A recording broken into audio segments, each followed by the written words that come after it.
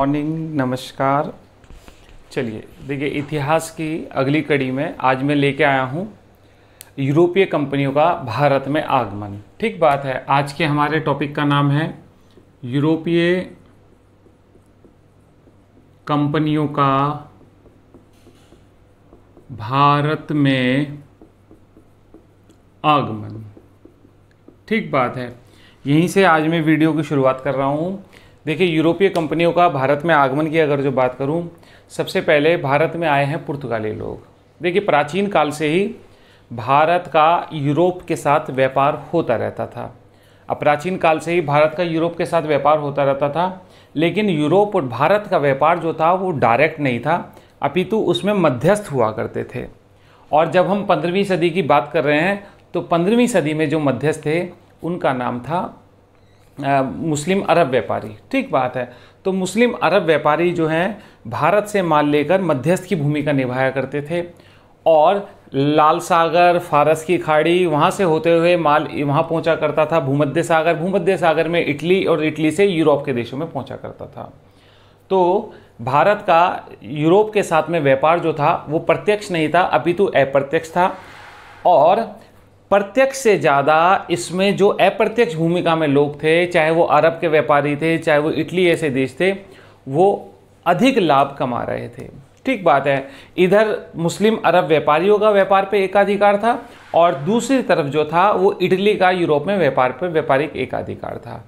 तो मैं आपको पहले ये समझाने की कोशिश करता हूँ कि कैसे व्यापार होता था, व्यापार किस माध्यम से होता था, किन रास्तों से होता था। पहले मैं उसकी बात कर लेता हूं।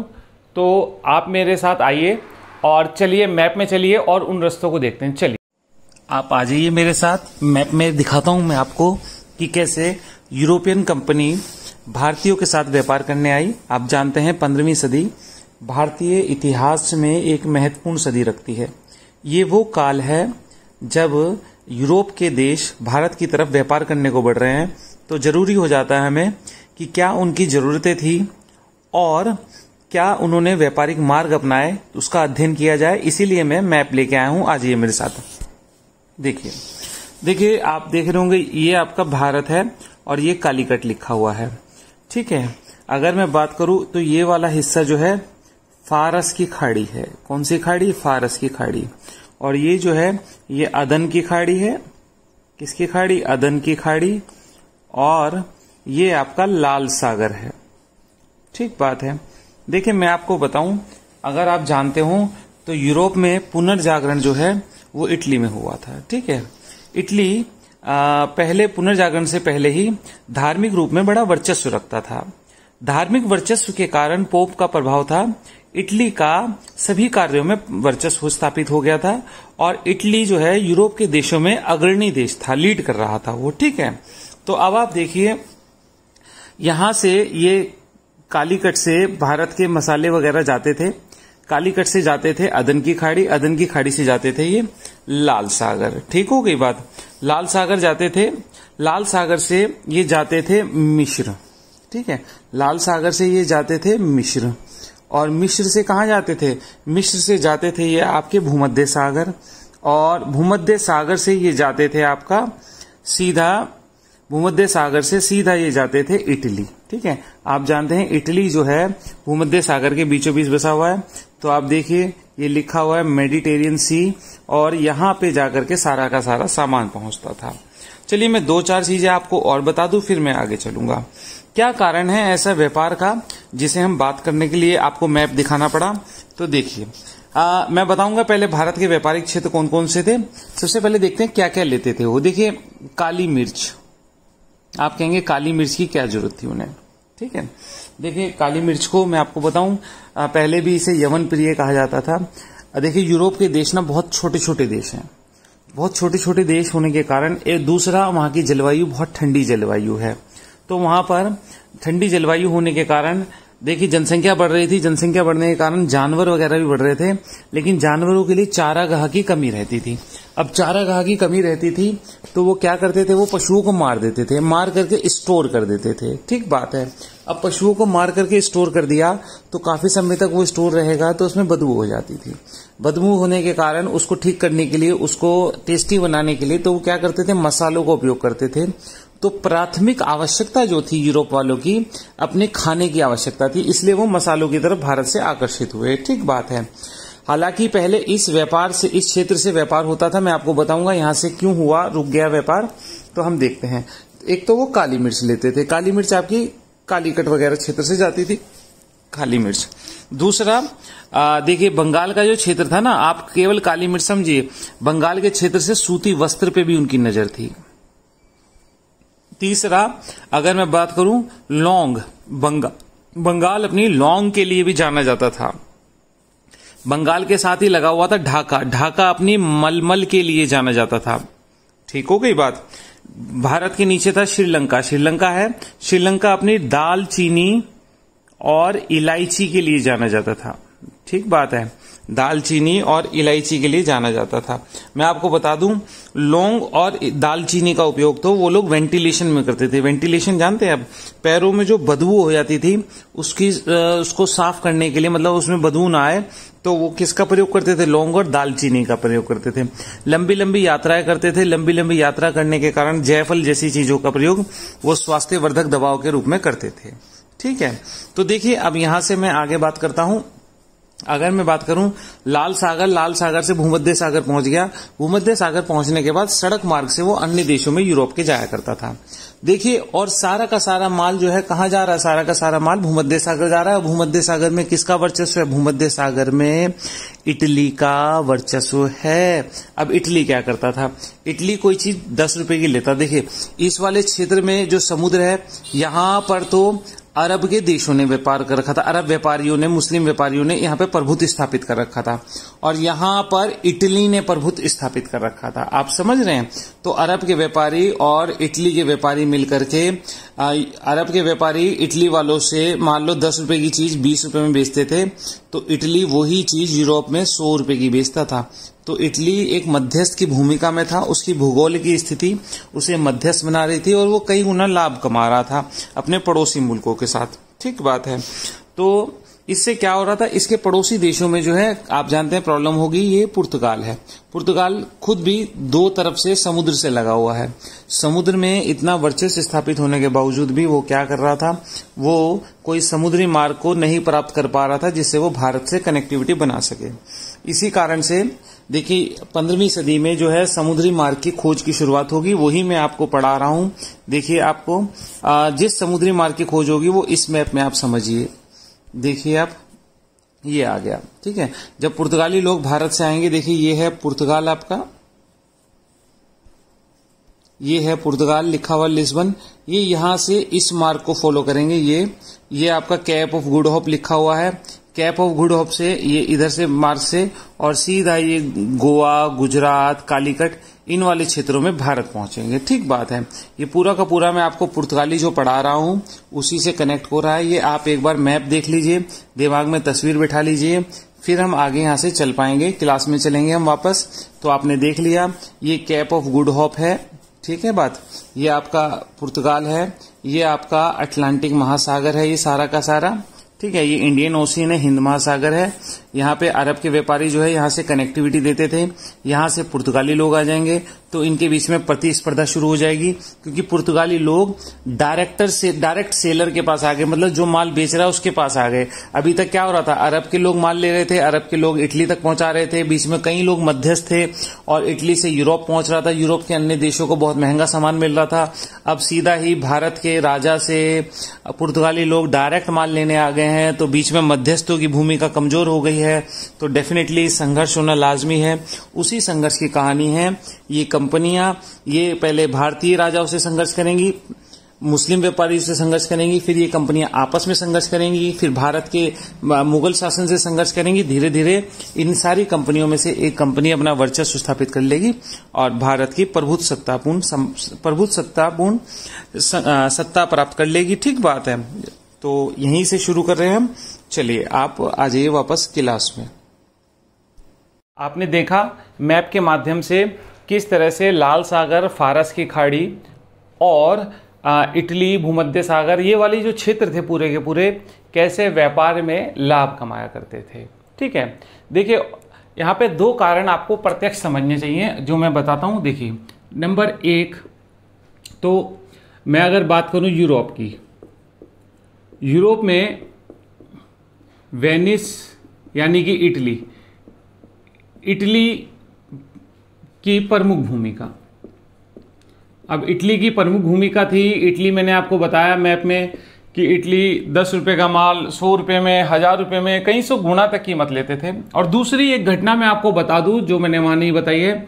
देखिए 1453 की बात है, 1453 की अगर जो बात है, 1453 में क्या हुआ, 1453 में उस्मानिया सुल्तान ने, उस्मानिया मतलब टर्की के साम्राज्य ने, उस्मानिया सुल्तान ने क्या किया, इस समय टर्की का उत्थान हो रहा, उस्मानिया सुल्तान ने कुस्तुनतुनिया पर कब्जा कर लिया। किस पर कब्जा कर लिया, कुस्तुनतुनिया पर कब्जा कर लिया। अब कब्जा करने से कुछ आप कहेंगे इस पर कुस्तुनतुनिया पर कब्जा करने से क्या हुआ। देखिए जो व्यापारिक मार्ग थे जो भारत को किससे जोड़ते थे, भारत को यूरोप से जोड़ते थे, यूरोप से, और बीच में उस्मानिया साम्राज्य का उत्थान हो गया और इसने बीच के रास्तों को ब्लॉक कर दिया। तो इसको देखते हुए भी क्या हुआ, आपका यूरोप के देशों को एक वैकल्पिक व्यापारिक मार्ग की आवश्यकता महसूस हुई। तो आप देख सकते हैं वैकल्पिक मार्ग के लिए एक तो पुर्तगाली, इंग्लैंड, फ्रांसीसी, इन लोगों को वैकल्पिक मार्ग इसलिए चाहिए था कि वो इटली के वर्चस्व को तोड़ना चाहते थे। ठीक हो गई बात। दूसरा, उस्मानिया साम्राज्य के उदय के बाद इस व्यापार में बड़ी दिक्कतें होने लगी थी, मार्ग बंद हो गए थे। तो इसको ध्यान रखते हुए भी एक वैकल्पिक मार्ग की खोज शुरू हो गई। तो वहीं से हम शुरू करते हैं और हम आते हैं अब कंपनियों पर। ठीक है, चलिए देखिए, पहले मैं आपको एक दो चीज़ बता दूं। भारत में जो कंपनी आई हैं, सबसे पहले आई हैं पुर्तगाली। ठीक हो गई बात, भारत में आने का क्रम। और उसके बाद आए हैं डच, उसके बाद आए हैं अंग्रेज, और उसके बाद आए हैं डेनमार्क वाले, और उसके बाद आए हैं फ्रांसीसी। ठीक हो गई बात। ये आप अगर जो देखें, ये भारत में आने का क्रम है। मैं लिख रहा हूं भारत में आने का क्रम। अगर मैं कहूं कंपनी की स्थापना, कंपनी की स्थापना, तो कंपनी की स्थापना भी ब्रिटेन में सबसे पहली कंपनी पुर्तगाली बने थे, उसके बाद अंग्रेज कंपनी बनी थी, उसके बाद डच कंपनी बनी थी, उसके बाद डेन कंपनी बनी थी, और उसके बाद फ्रांसीसी। तो इसका क्या मतलब है, इसका मतलब है अंग्रेज कंपनी बनी तो पहले थी लेकिन आई बाद में। ठीक बात है, कंपनी की स्थापना पहले हो गई थी लेकिन भारत में बाद में आई। और डच कंपनी बनी बाद में थी लेकिन आई भारत में बाद में। ठीक होगी बात। तो आप इन दोनों ऑर्डर को समझिएगा। अब मैं यहाँ से अपनी पुर्तगाली कंपनी की शुरुआत कर रहा हूँ और उसके बाद मैं डचों पर चलूँगा। इस वीडियो में मैं आपको यहाँ तक लेकर चलूँगा और उसके बाद में ये वाला सेक्शन नेक्स्ट वीडियो में पूरा कर दूँगा। कंपनियों का आगमन, भारत में आपका पूरा टॉपिक हो जाएगा और फिर कंपनियों के आपस में संघर्ष यहीं पूरे कर दूंगा। उसके बाद हम बात करेंगे भारतीय शक्तियों से कंपनियों का कैसे टकराव होगा और कैसे इन सारी कंपनियों में अंग्रेज कंपनी सर्वे सर्वा बन जाएगी और पूरे भारत पर होल्ड कर लेगी। पूरे भारत पर होल्ड करने के बाद कैसे वो एडमिनिस्ट्रेशन करेगी और उस एडमिनिस्ट्रेशन से भारतीयों को क्या दिक्कत होगी, भारत का कैसे शोषण करेंगे, आर्थिक शोषण करेंगे, भारत उनका एक उपनिवेश बन जाएगा। तो उस तरह से उसके बाद हमारी प्रतिक्रिया होगी तो राष्ट्रीय आंदोलन चलेगा। राष्ट्रीय आंदोलन का अंतिम परिणति क्या होगी, भारत स्वतंत्र हो जाएगा। तो ये पूरा का पूरा डेवलपमेंट हम देखेंगे। ठीक है, अभी हम यहाँ पे खड़े हैं, ज़्यादा मत आगे जाइए, यहाँ चलते हैं। ठीक बात है। सबसे पहले मैं आ रहा हूँ पुर्तगाली। चलिए मैं हेडिंग डाल रहा हूँ पुर्तगाली। और पुर्तगाली में सबसे पहले आपको समझना चाहिए, आपको मैंने मैप में पुर्तगाल की स्थिति भी दिखाई और पुर्तगाल के एक राजकुमार की बात करता हूँ जिसका नाम है हेनरी। हेनरी को हेनरी द नेविगेटर भी कहते थे। ठीक बात है, हेनरी द नेविगेटर भी कहते थे। हेनरी द नेविगेटर का काल 1394 से 1460 है। 1394 से 1460। आप कहेंगे मैं इसकी बात क्यों कर रहा हूं? देखिए, ये जो व्यक्ति था इसने क्या करा, पुर्तगाल में अन्वेषण, भौगोलिक खोजें, उनको बड़ा ही प्रोत्साहन दिया था और इसी कारण से पुर्तगालियों में हौसला बढ़ा है और धीरे धीरे बढ़ते बढ़ते हौसला बढ़ते बढ़ते ये लोग भारत तक पहुंच जाएंगे। तो हेनरी द नेविगेटर को पुर्तगाली कंपनी के विकास और भारत में पहुंचने में जो अहम नींव रखी है, ईंट रखी है, वो हेनरी ने ही रखी है, हेनरी द नेविगेटर। हालांकि इसका काल पहले है, 1460 तक है। पुर्तगाली भारत में 1498 में पहुंचेंगे। लेकिन पुर्तगाली जिस साहस से समुद्र में मार्ग खोजते हुए हैं, उस साहस की शुरुआत करने का श्रेय हेनरी द नेविगेटर को ही जाता है। इसने ही बड़े बड़े अन्वेषण, समुद्र यात्राओं को प्रोत्साहन दिया था। ठीक होगी बात? चलिए, एक पर्सन का बताया मैंने, अब मैं एक दूसरे पर्सन का बताता हूँ, फिर मैं आगे चलता हूँ। दूसरा, अगर जो आपसे पूछे कि पुर्तगाली आने वाला पहला भारतीय कौन है, तो बार्थोलोम्यू डियाज। बार्थोलोम्यू डियाज पहला पुर्तगाली व्यक्ति है जो 1486 में उत्तम आशा अंतरीप, ठीक बात है, वह भारत आया था। तो इसका भी नाम याद रख लेंगे। तो पहले पुर्तगाली का नाम हमने याद कर लिया है, एक फैक्ट के रूप में बता रहा हूँ, क्योंकि बाद में थ्योरी में इन्हें साथ में लेना मुश्किल हो जाता है। ठीक हो गई बात? चलिए, अब तीसरे व्यक्ति की बात कर लेता हूं मैं आपसे, फिर मैं आगे चलता हूं। तीसरा व्यक्ति है राजा मैनुअल। अब आप कहेंगे ये कौन है? जब पुर्तगाली कंपनी भारत में आ रही है तो वहां का राजा कौन है? राजा मैनुअल है। ये भी आपको देखना चाहिए, ये पुर्तगाली राजा है। ठीक हो गई बात? पुर्तगाली राजा का नाम क्या है? पुर्तगाली राजा का नाम मैनुअल है, जो भारत में जब कंपनी आ रही है, पुर्तगाली कंपनी, तो ये वहां का राजा है। ठीक हो गई बात? चलिए, अब मैं चौथे व्यक्ति पर आता हूं, जिसका नाम है वास्को डी गामा। ठीक हो गई बात? वास्को डी गामा की बात करता हूं। ये लगभग 1497 के आसपास अपने देश से चला और मई 1498 को ये भारत आया है। ठीक हो गई बात? अगर जो बात करूं, ये अफ्रीका है और इधर ये ऐसे भारत है। तो ये अफ्रीका का यही वाला हिस्सा तो है उत्तर आशा अंतरीप, यही तो कहलाता है कैप ऑफ गुड होप। ठीक बात है, कैप ऑफ गुड होप इसे ही कहते हैं। वास्को डी गामा 90 दिन तक समुद्र में रहा।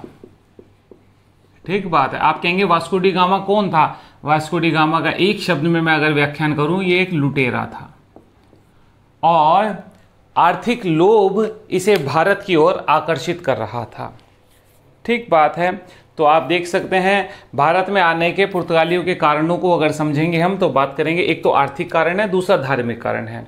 ठीक बात है। देखिए, क्रॉस साथ लेकर चलते थे और दूसरा इनका आर्थिक उद्देश्य तो थे ही थे।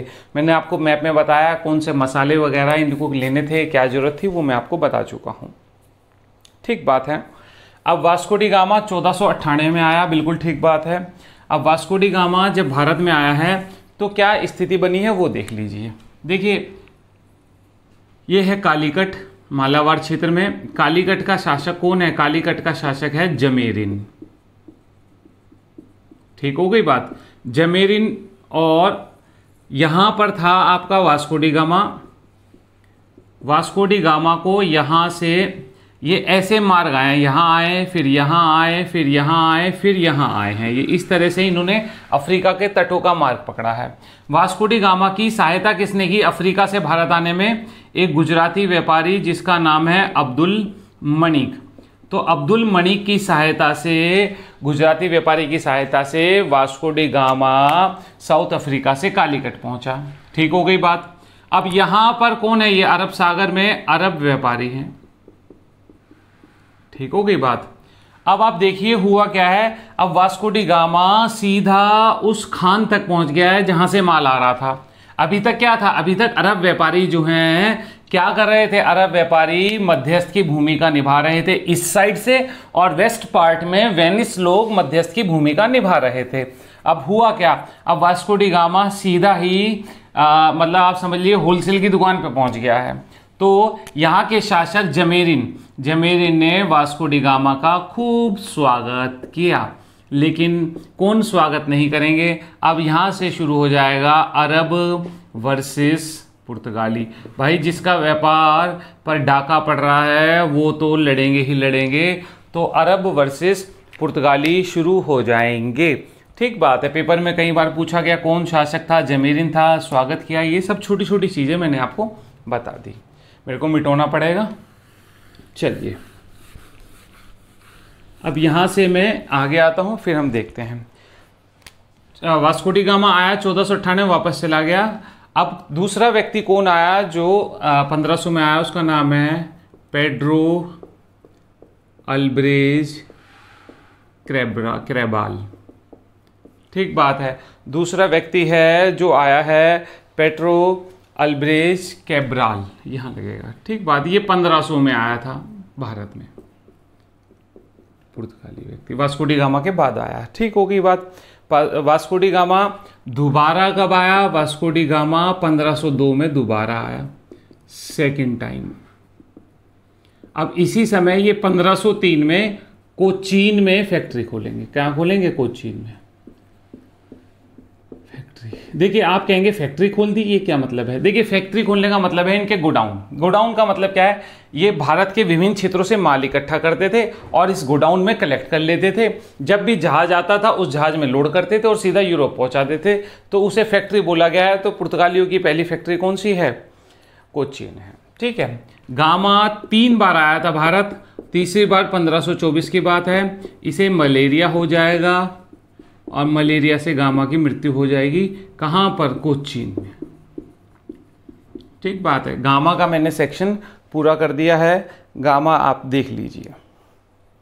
ठीक होगी बात। अब आप देखिए फैक्ट्री स्थापित हो गई। फैक्ट्री का प्रबंध करने के लिए अब पुर्तगाली गवर्नर की नियुक्ति हो रही है। ठीक बात है। तो आपसे पूछे पहले पुर्तगाली गवर्नर कौन है, तो अल्मेड़ा, फ्रांसिस अल्मेड़ा 1505 से 1509 पहला पुर्तगाली गवर्नर अल्मेड़ा है। ठीक हो गई बात। ये वाला सेक्शन पूरा हो गया। अल्मेड़ा पहला पुर्तगाली गवर्नर है। इसने कोचीन की फैक्ट्री का गवर्नर बनाया गया और अपने क्षेत्रों को सशक्त करने का प्रयास किया है। ठीक है। दूसरा गवर्नर कौन है? दूसरा गवर्नर है अल्बुकर्क। ये आएगा 1509 से 1515, सेकंड पुर्तगाली गवर्नर। इसे ही वास्तविक संस्थापक बोलते हैं, पुर्तगाली शक्तियों का वास्तविक संस्थापक। अब आप कहेंगे वास्तविक संस्थापक क्यों बोलते हैं, वही मैं आपको शो करूंगा। इसके समय के कार्य देखिए इसके समय का एक युद्ध है जिसको कहते हैं दियू का युद्ध।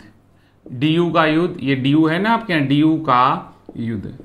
और इस युद्ध ने ही भारत में पुर्तगाली शक्ति को स्थापित कर दिया है। अब आप कहेंगे किस किस के बीच हुआ, तो देखिए गुजरात का शासक नंबर 1 प्लस दूसरा है आपको मिस्र का सुल्तान। आप देखिए सबको नुकसान कर दिया पुर्तगालियों ने, मिस्र में जाता था। ठीक बात है। तीसरा है आपका जमेरिन, जमेरिन को भी लूटना शुरू कर दिया था इन्होंने। तीसरा जमेरिन अब विरोधी हो गया है। ठीक है। चौथा सपोर्ट कौन कर रहा है? वेनिस सहयोग कर रहा है। तो आप देख सकते हैं कि इटली वेनिस भी सहयोग कर रहा है। पूरे यूरोप से लेकर के गुजरात तक और कालीकट तक सारे के सारे इकट्ठे हो गए। इन्हें पुर्तगाली क्या करने लगे? लूटपाट करने लगे। मैंने आपको कहा पुर्तगाली लुटेरे थे, तो इन्हें लूटपाट करनी शुरू कर दी थी इन्होंने। तो अब व्यापार की सारी व्यवस्था को अव्यवस्थित कर दिया था इन्होंने वर्सेस पुर्तगाली। ठीक बात है। अब देखिए हुआ क्या, इस युद्ध में पुर्तगाली विजयी, अल्बुकर्क विजयी और ये लोग हार गए। तो इसका मतलब है अल्बुकर्क है वास्तविक संस्थापक। हाँ, तो पुर्तगाली शक्ति का वास्तविक संस्थापक किसे कहेंगे? अल्बुकर्क को कहेंगे। ठीक बात है। इसका द्वीप पर अधिकार हो गया। दीव द्वीप सारे पे इसका क्या हो गया? सारे पे इसका अधिकार हो गया। ठीक है। चलिए मैं इसे मिटाता हूं, आपने देख लिया होगा।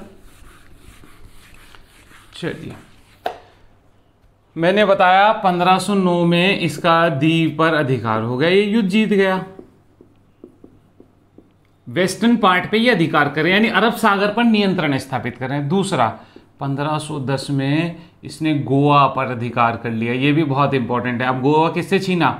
बीजापुर के, पेपर में क्वेश्चन यही आता है, यूसुफ आदिल शाह से। किससे छीन लिया? बीजापुर के यूसुफ आदिल शाह से गोवा छीन लिया इसने।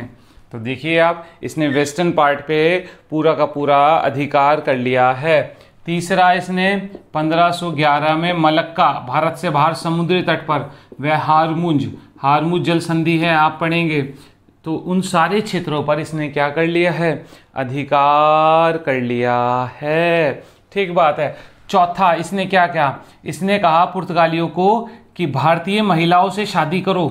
किससे शादी करो? भारतीय महिलाओं से। क्यों करो? और आबादी बढ़ाओ, जिससे पुर्तगालियों की आबादी बढ़े। ठीक बात है। चौथा इसी का आदेश है, ये भी पेपर में पूछा गया क्वेश्चन है। तो आप देखिए, ये सारे के सारे वेस्टर्न पार्ट पे अधिकार करता जा रहा है, सारे के सारे। यानी कि आपसे पूछे कि अरब सागर पर नियंत्रण किसने स्थापित किया, तो आप कहेंगे अल्बुकर्क ने अरब सागर पर नियंत्रण स्थापित कर लिया। ठीक बात है। आपको पता है इनका समुद्र पे इतना अधिकार था कि इनके साम्राज्य को कभी कभी क्या कह देते हैं, इनके साम्राज्य को कभी कभी समुद्री साम्राज्य की संज्ञा भी दी जाती है। चलिए, तीसरे पुर्तगाली गवर्नर की मैं बात कर लेता हूं। तीसरा जो हमें पढ़ना चाहिए, नन्हो दी कुन्हा, जिसका इंपॉर्टेंस है, ये 1529 से 1538 तक रहेगा। ये क्या करेगा? राजधानी कोचीन थी, आपको पता है, कोचीन से कहाँ ले जाएगा? कोचीन से गोवा ले जाएगा। ठीक हो गई बात नंबर 1। अब ये ईस्टर्न पार्ट पे भी जाएगा। देखिए नीचे मद्रास, हुगली आदि क्षेत्रों पर भी क्या करेगा? आदि क्षेत्रों पर अधिकार कर लेगा। तो ये सारा का सारा अपने क्षेत्र को बढ़ाएगा। ठीक हो गई बात। अब मैं इनके एक दो चीज, ये देखिए, मद्रास हुगली में जाएंगे तो हमने पीछे पढ़ा था 1632 में शाहजहां इनकी हुगली में पिटाई कर देगा। क्या लूटपाट करते थे ये लोग? शाहजहां पिटाई करेगा। कहाँ? हुगली में। आपको बताया था मैंने शाहजहां के समय कि ये लूटपाट करते थे, धर्मांतरण की नीति अपना रहे थे, तो शाहजहां ने इनकी क्या कर दी थी? शाहजहां ने इनकी 1632 में पिटाई कर दी थी। ठीक हो गई बात। अब मैं आपको बार बार कह रहा हूं कि पुर्तगाली शक्ति जो है समुद्र तक थी, तो इन्होंने एक व्यवस्था अपनाई, इनके व्यापार को कहते हैं कार्टेज आर्मेडा, कार्टेज आर्मेडा व्यवस्था। इसे आपको समझ लेना चाहिए। ये क्या है? चुंगी अनुमति सिस्टम। ठीक बात। ये क्या करते थे? अपना तो व्यापार करते ही थे, अब समुद्र पे इनका नियंत्रण है, तो समुद्र पे इन्होंने चुंगी लगा दी। कोई भी जहाज, अरबों का, भारतीयों का, जो भी जहाज जाएगा उससे क्या वसूलते थे? चुंगी वसूलते थे। बिना अनुमति के कोई जहाज नहीं जा सकता था। जहाज की चेकिंग होती थी। अगर जहाज में गोला बारूद, सैनिक, इस तरह की चीजें मिल जाती थी जिन्हें पुर्तगालियों ने प्रतिबंधित कर रखा है, तो जहाज को डुबो देते थे ये लोग। ठीक बात है। तो पूरे पूरे समुद्र पर इन्होंने नियंत्रण कर लिया। आप ये समझ लीजिए कि ये व्यापार में अरब सागर में एकाधिकार स्थापित कर लिया इनके द्वारा। ये इनका कार्टेज आर्मेडा व्यवस्था है। ठीक है। चलिए आगे जैसे जैसे करूंगा। अब इनके एक दो क्वेश्चन और देख लेते हैं। देखिए आपसे पूछे प्रिंटिंग प्रेस कौन लाया भारत में? पुर्तगालियों की देन। तो 1556 में 56 में गोवा में पहली प्रिंटिंग प्रेस खोली थी। बाइबिल का अनुवाद किया था। तो प्रिंटिंग प्रेस भारत में कौन लाए हैं? पुर्तगाली लोग लाए हैं। फिर तंबाकू। तंबाकू कब लाई? ये 1605 में जहांगीर के समय तंबाकू की खेती इन्होंने शुरू की थी। किसके समय? जहांगीर के समय। ठीक है। तंबाकू, आलू, ये सारे के सारे लाए थे। उसके बाद आपसे पूछे, मैंने कहा जहाज निर्माण की तकनीक। देखिए मुगल काल में भी जहाज निर्माण की जो तकनीक थी बहुत कमजोर थी। आपने कहीं नहीं पढ़ा होगा मुगलों की नौसेना सर्वश्रेष्ठ थी, कहीं नहीं। तो जहाज निर्माण को भी पुर्तगाली लोगों ने भारत में स्थापित किया था। तो आप देख सकते हैं इस तरह से पुर्तगाली लोगों का। मैं यहाँ पे रोक के अगली कंपनी में चलूँगा। ठीक बात है। एक आधा क्वेश्चन और बता दूं फिर मैं आगे चलता हूँ। पेपर में जो क्वेश्चन आया वो बता देता हूँ, ठीक है। देखिए, पुर्तगाली गवर्नर होंगे एक अल्फांसो डिसूजा। कौन होंगे? अल्फांसो डिसूजा। ननो दी कुना के बाद ये होंगे 1542 से 45। ठीक बात है, 1542 से 45। आपसे पूछे कि फ्रांसीसी जेवियर एक पादरी था, किसके समय आया था? तो इसी के समय आया था। जेवियर पादरी आया किसके समय? अल्फांसो डिसूजा क्या है? गवर्नर हैं ये, और इसके समय में आया था। ठीक हो गई बात। उसके बाद पुर्तगाली लोग, मैंने आपको बताया सबसे पहले भारत में आए, लेकिन सबसे बाद में जाएंगे पुर्तगाली, सबसे 61 में सबसे बाद में जाएंगे। अब मैं आपको बता दूं, मैंने आपको पुर्तगालियों का पहला गवर्नर बनाया जिसका नाम अल्मेड़ा था। 61 में जब इन्होंने भारत खाली किया तो उस समय कौन था गवर्नर? ठीक बात है, तो वो था मैनुअल एंटोनियो ई सिल्वा। ये अंतिम पुर्तगाली गवर्नर था भारत में। 1958 से 61 तक इसका काल है। इसी के समय पुर्तगाली लोग भारत खाली करके जाएंगे। ठीक हो गई बात। तो यहाँ पे मैं पुर्तगाली का सेक्शन रोक करके अब मैं डचों पे चलता हूँ और आगे बात करते हैं। मिटो दूँ इसे मैं। चलिए दूसरी कंपनी पे आ रहा हूँ, फिर दोनों का क्रॉस पढ़ेंगे, तीनों का चारों का इकट्ठे हो जाएंगे। तो इंट्रोडक्शन हो रहा है सारा ये। डच, मैंने आपको बताया डच लोग जो है, डचों की पहले तो कंपनी की बात करते हैं। देखिए, कंपनी की स्थापना 1602 में हुई थी। अब मैं बात करूंगा ब्रिटिश कंपनी, वो 1600 में हुई थी। तो ये डच की कंपनी बाद में स्थापित हुई है, लेकिन ये आएंगे पहले। ठीक होगी बात। क्या नाम था? कंपनी का नाम था VOC। ठीक बात है। कंपनी का नाम वेरिंग दे ओस्ट इंडीसे कंपनी। ठीक बात है, वेरिंग दे ओस्ट इंडीसे कंपनी। ठीक बात है, ये VOC है, मैं VOC ही बोलूंगा आगे आगे। डच कंपनी आ गई है। तो 1602 में डच कंपनी की स्थापना हुई। कितने साल के लिए? 21 साल के लिए। ठीक हो गई बात। कैसी कंपनी है ये? ठीक बात है। डचों की विशेषता रहेगी, एक तो ये सरकारी कंपनी, दूसरी डचों की कंपनी की विशेषता रहेगी इसमें बड़ा भ्रष्टाचार। यही इसके भारत में पतन के कारण बनेंगे बाद में। ठीक होगी बात। पतन के कारण क्या बनेंगे डचों के? यही बनेंगे, एक सरकारी कंपनी, दूसरा भ्रष्टाचार। चलिए, अब ये आ गए हैं तो पहली फैक्ट्री कहाँ लगाएंगे? 1602 में आ गए हैं। 1605 में ये अपनी पहली फैक्ट्री लगाएंगे। कहाँ पे लगाएंगे? मसूलीपट्टनम में। ठीक बात है। कहाँ है मसूलीपट्टनम? मसूलीपट्टनम आपका आंध्र प्रदेश में है। मसूलीपट्टनम, आप देखेंगे मसूलीपट्टनम एक द्वीप है। तो पहली फैक्ट्री डचों की मसूलीपट्टनम में लगेगी। नीचे चलेंगे 1610 में पुलिकट। पुलिकट कहाँ है? तमिलनाडु में। पुलिकट झील भी आपने पढ़ा, उसके ही नीचे है पुलिकट। ठीक है, दूसरी हो गई। चलिए, उसके बाद मिटो दूं मैं इसे और मैं आगे चलता हूं। मैं यहां पर जरा सा डाल देता हूं, पुर्तगाली वर्सेस डच। ठीक है, और डचों का पीछे से सपोर्ट करेंगे अंग्रेज। और यहां पर आप देख लीजिए पुर्तगालियों की फैक्ट्रियों को कैसे ये डच छीनेंगे। देखिए, पुर्तगालियों से 1639 में गोवा। डच जो जीत रहे हैं पुर्तगालियों से, उनकी बात कर रहा हूं मैं। पुर्तगालियों से गोवा छीन लिया 1639 में। 1641 में मलक्का। आप देखिए पुर्तगालियों का कैसे पतन हो रहा है अब। मलक्का। ठीक हो गई बात। 1658 में सिलोन। सिलोन मतलब श्रीलंका। ठीक हो गई बात।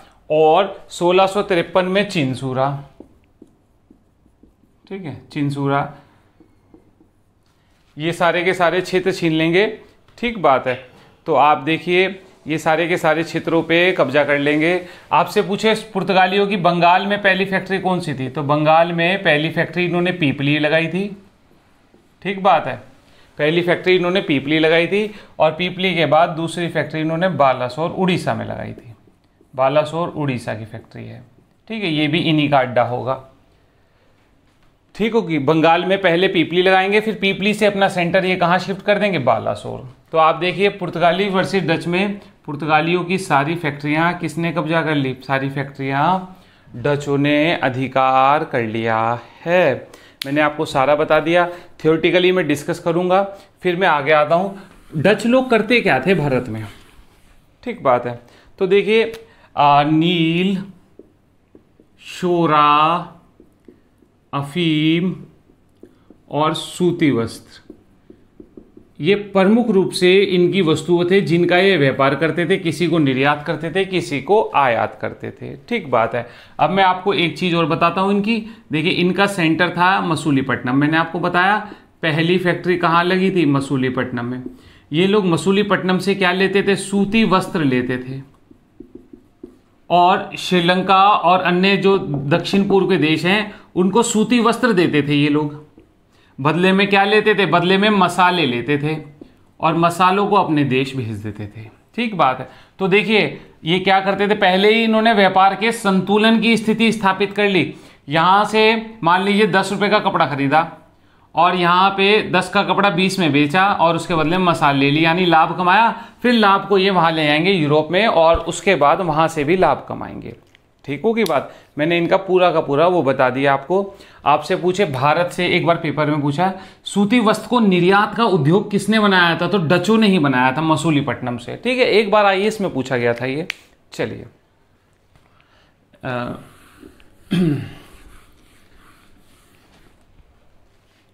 चलिए ठीक होगी बात। तो मैं आपको बता दिया डचों का, मैंने आपको बता दिया। डचों का मैं लास्ट में युद्ध बताऊंगा। तो आप देखिए मैंने आपको अंग्रेज और पुर्तगाली और डचों का एक ओवरऑल थीम बता दी है। आपको लाभ होगा इसका। मैं उसके बाद अगली वीडियो लंबी ना हो इसलिए अगली वीडियो में अंग्रेज और फ्रांसीसी आऊँगा, वो बड़ी वीडियो है तो वहाँ पर मुझे ज़्यादा डिस्कस करना पड़ेगा, इसलिए मैं इसे फटाफट छोटी वीडियो में पैक किया है। अगली वीडियो में मैं आपको अंग्रेज, डैन, फ्रांसीसी और कर्नाटक युद्ध वगैरह सारे कॉम्पैक्ट करके उनको कंपाइल कर दूंगा और आपके सामने प्रस्तुत करूंगा। आप पहले इसे देख लीजिए, ठीक है। और डच कौन से युद्ध में हारे, पुर्तगाली कैसे हारे, वो मैं आपको आगे बताता हूँ, ठीक है। तब तक ध्यान रखिएगा अपना। Thank you.